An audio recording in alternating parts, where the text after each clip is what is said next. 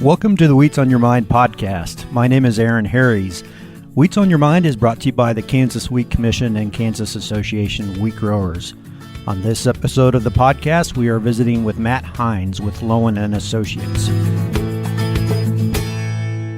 Matt Hines is a licensed commodity broker specializing in grain and livestock operations as well as commercial consulting clients since 2004. Matt graduated from Kansas State University with dual degrees in agriculture economics and milling science and management. After graduating, he began his career as a grain merchandiser for ADM Growmark on the Illinois River in Beardstown, Illinois. Matt then moved back to Kansas and joined 21st Century Grain Processing Cooperative as a grain merchandiser in 2001.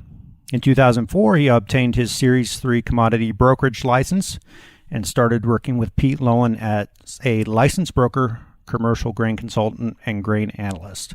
Since 2012, he's been full-time with Lowen & Associates, primarily focusing on producer consulting, grain merchandising, and commercial consulting clients. Matt, welcome to the podcast. Thank you, Aaron.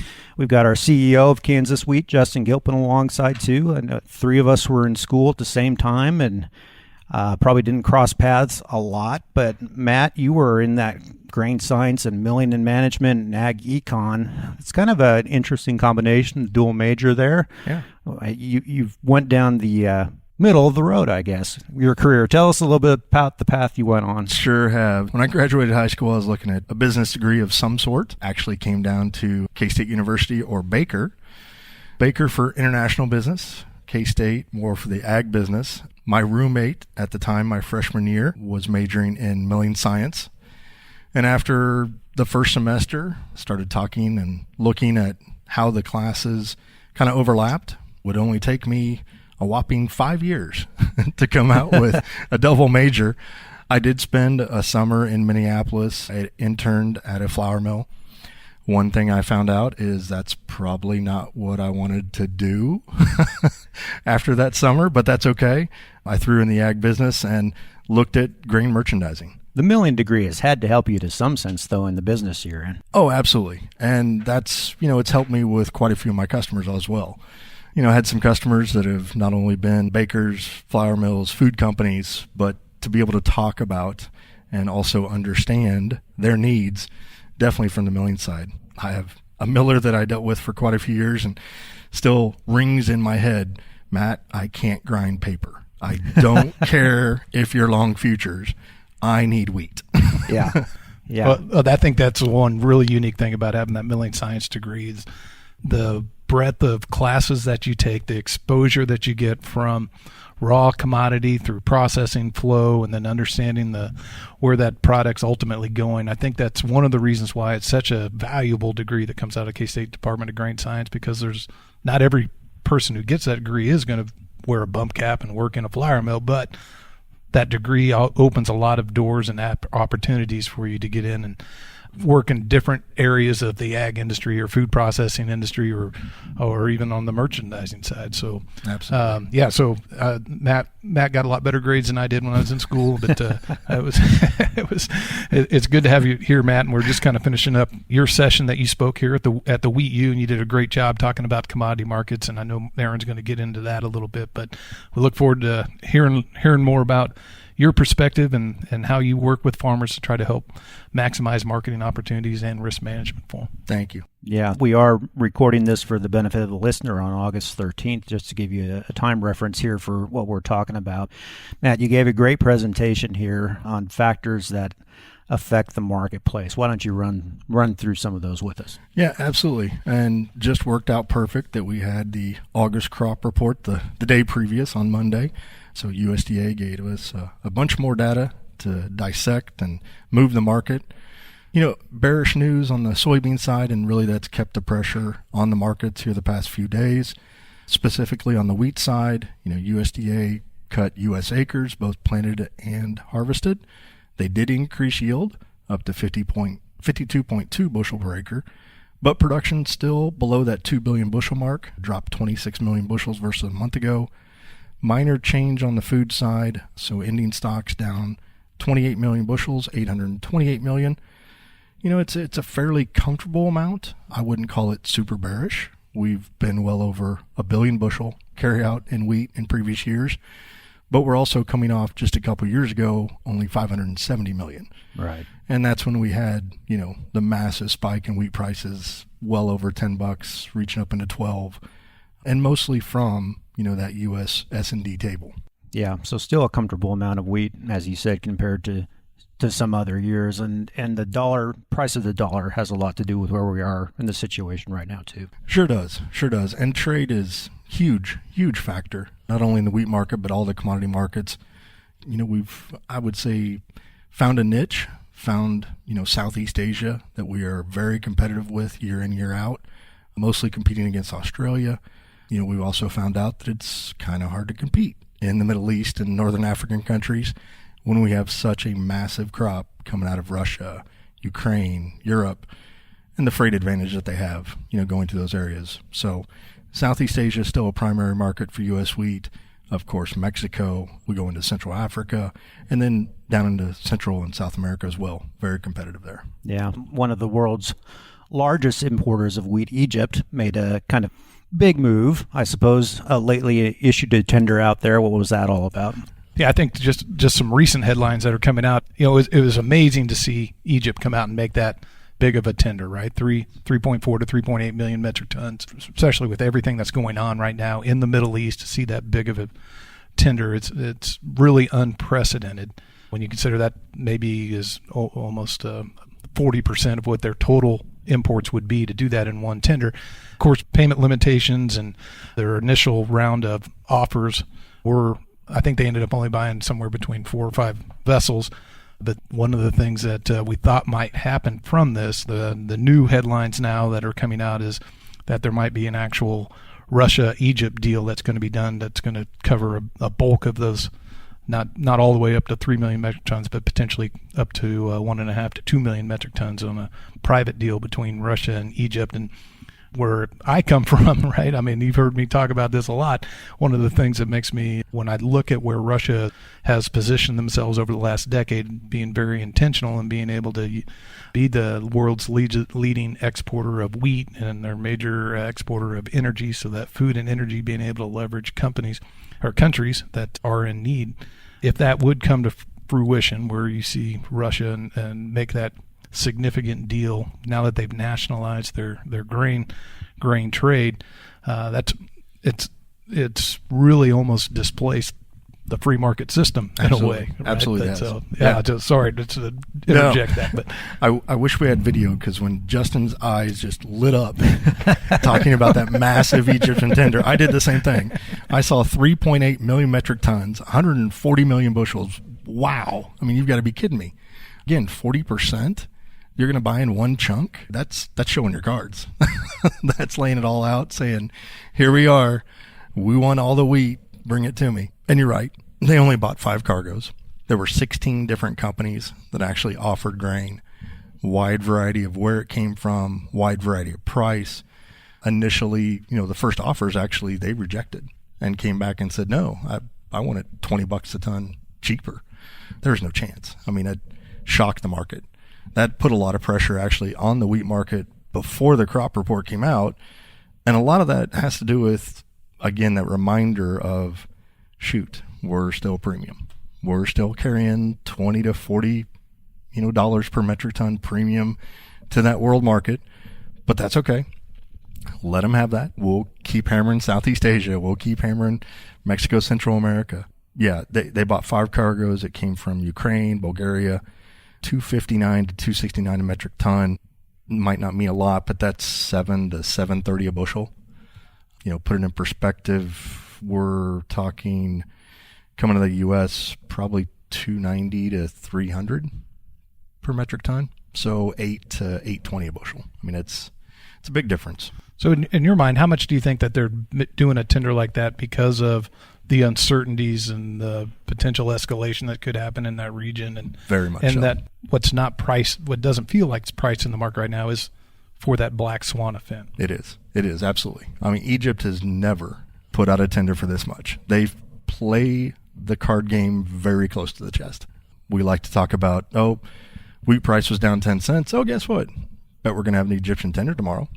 Boom, there it is. They come out, they like to take these dips, put out a tender, they'll buy 4 or 5 cargoes. And again, that's what they did in the end. But to see that big a chunk, I absolutely think it's all from Middle East tensions. And you're right. Now it's Russia and Egypt behind closed doors that probably will put together a massive package. This might be a good opportunity, Justin, just a little sidebar here, remind people how Egypt buys wheat. You know, how they go about what agency buys the wheat and how they do that.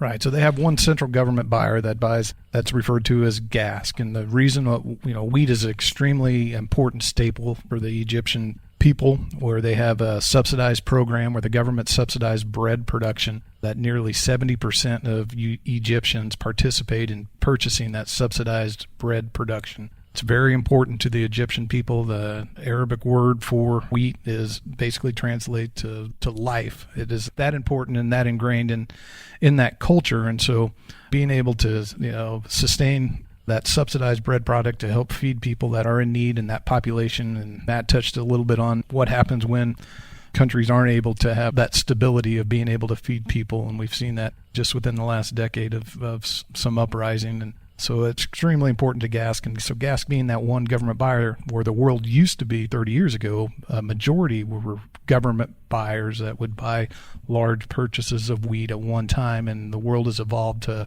a lot less government buyers buying big chunks of wheat at a time to now more private buyers. And sellers have had to adjust on how to develop those relationships independently with private buyers. And Egypt does have private buyers, and you see some hard-red spring sales that are going into Egypt from the United States, and that's primarily going to the private sector that is seeking out quality, whereas the government buyer is buying large chunks of wheat that go into that subsidized bread program that they run really efficiently for their people. So U.S. wheat is more competitive, maybe not in this Egyptian market or the marketplace, but shipping and logistics is part of the price and absolutely part of the wheat price. So where we are now, where are we competitive? What does the future hold? Again, like I said, Southeast Asia market, very good market.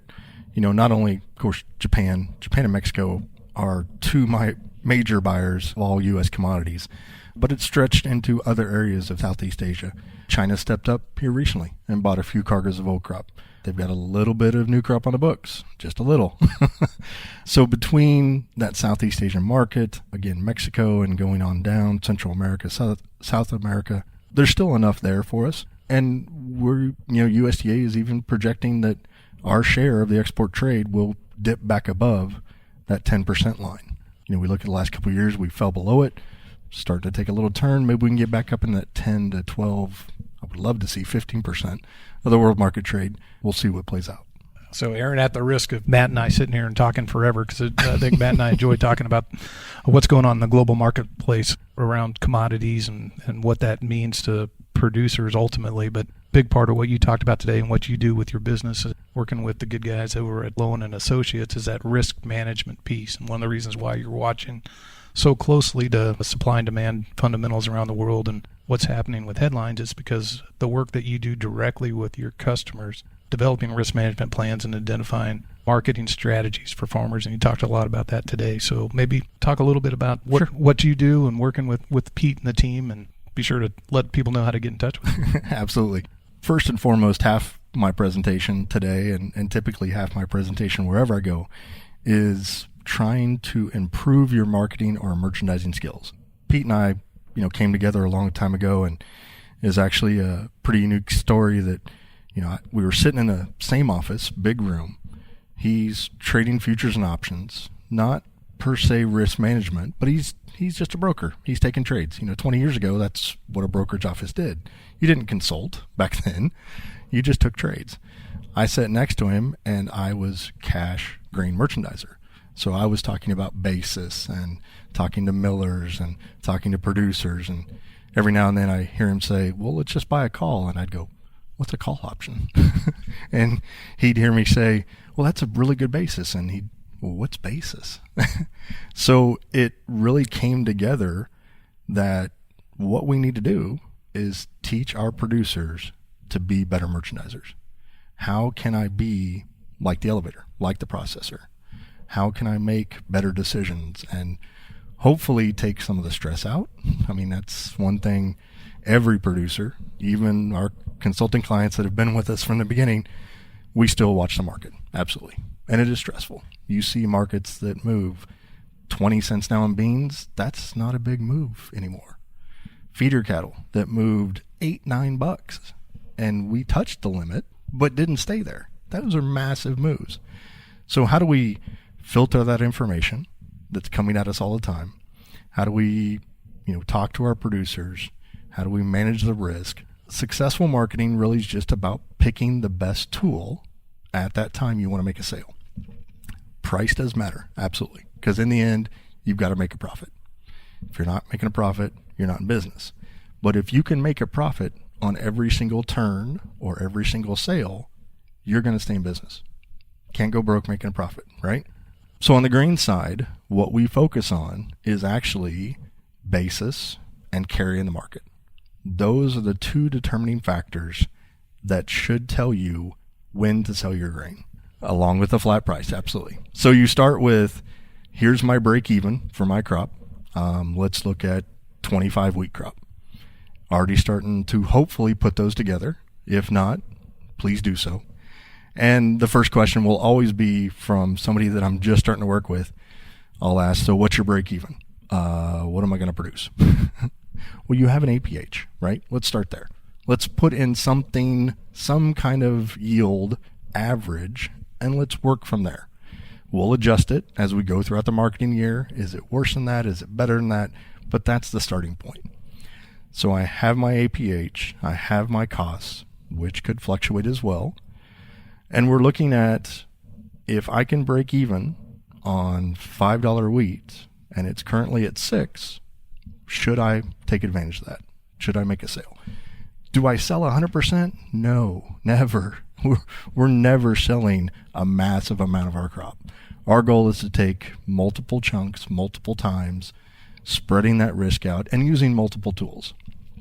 One thing we always preach is look at cash first. If you like the price, meaning you like the futures price and the basis, lock in cash. If it's guaranteed to go to a certain location and that's it, absolutely. You have no other negotiating ability from anywhere else. It's going to go there. Lock in some cash. Don't lock it all in. Of course, you don't know what you're going to raise, but start locking some in. We look at futures and options if we don't like the cash price. That's the only time we do. And that's not making us commission, again, but we're consultants now. We happen to be licensed commodity brokers, but we are risk management consultants. And that's what we focus on with all of our producers. There's many tools out there. There's many tools at the local elevator, whether it's a futures only contract, be it an HTA, basis only contract, minimum price contract, all those things. And there's also futures and options that can help manage your risk, depending on where you're at with your break even, depending on what basis is telling you, and if there is a carry or not in that market.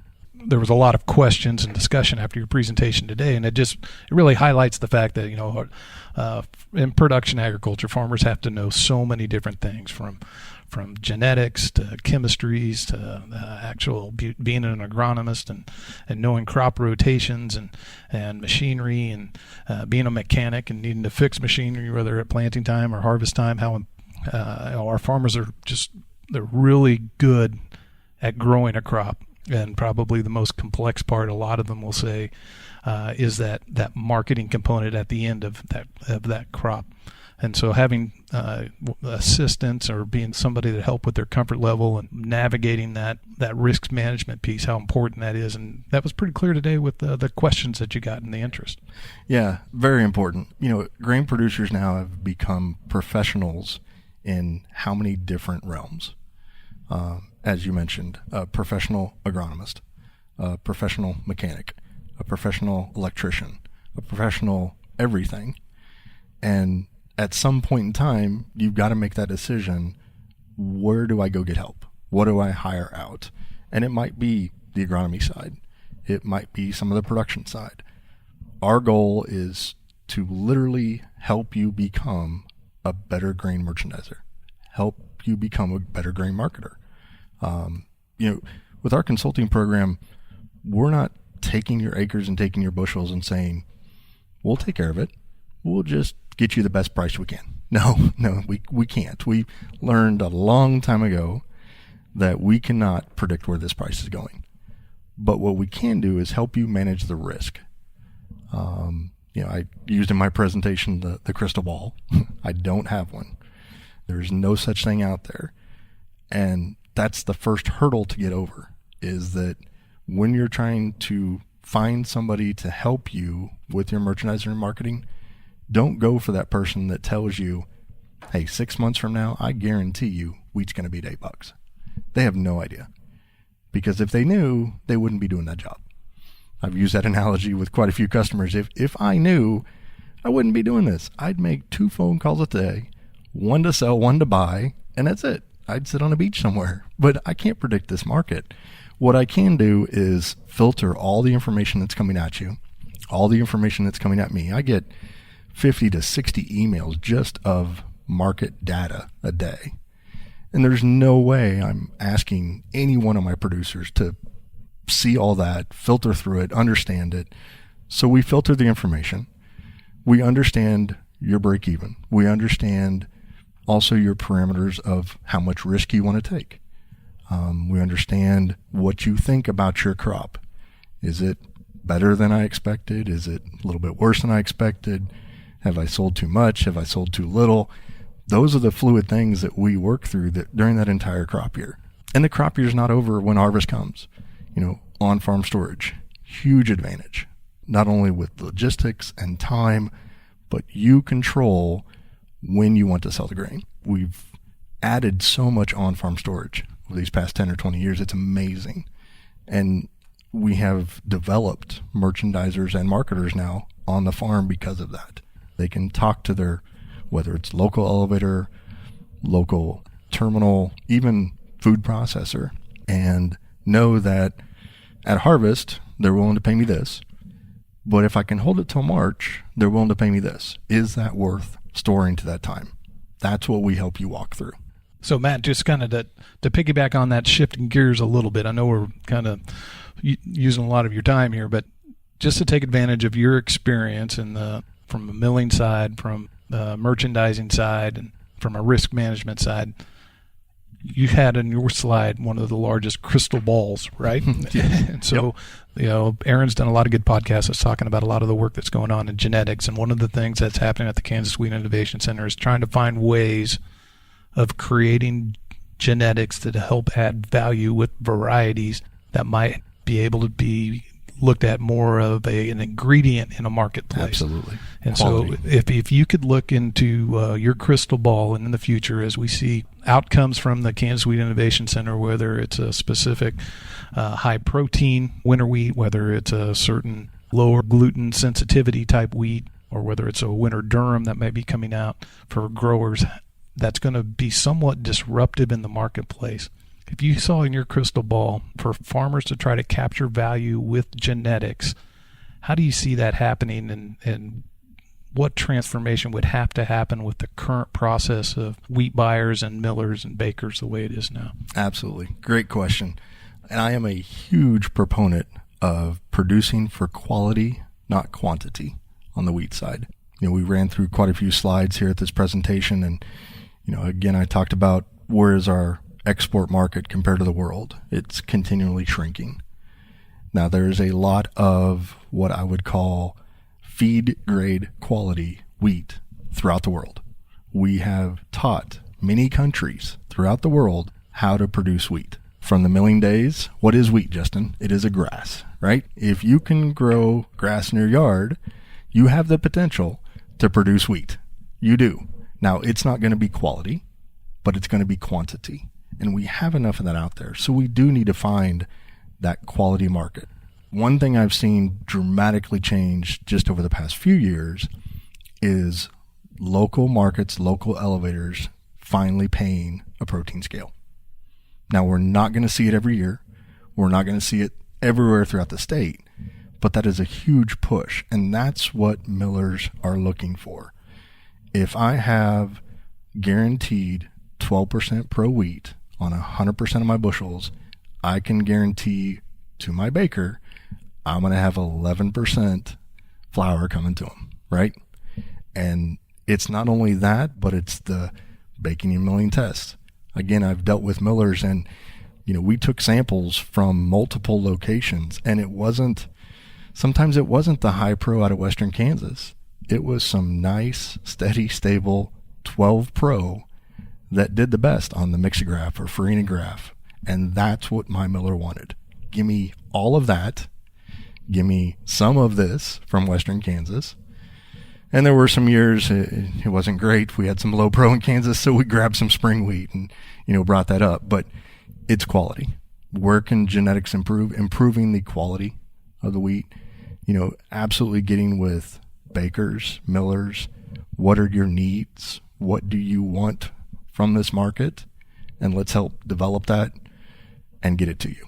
Great discussion. Having that milling degree in your back pocket really does give you a broader perspective of things, and I appreciate that. Great advice there, too. So if folks want to reach out to you, Matt, what's the best way to reach you? Absolutely. Call the office anytime, 785-537-3336. We do have a website, too, loanassociates.com. You can see some daily commentary. We're on the radio a couple different places, and you can get our contact information off there as well. Thank you, Matt. That's Matt Hines with Lowen & Associates. Justin, thanks for your help. Yeah, thanks, guys. I think next time we have Matt on, we can talk about how Aggieville is transformed and what it was then versus what it is now. And probably need to do some research work on that. But, probably. Yeah. Dig deep into that. Thank you, guys. My thanks to Matt Hines for joining us on this episode of the Wheats on Your Mind podcast. Wheats on Your Mind is brought to you by the Kansas Wheat Commission and Kansas Association of Wheat Growers. If you have a topic you'd like us to cover in the future or have a question for one of our guests, please email us at kswheat@kswheat.com. I'm Aaron Harries. Thanks for listening.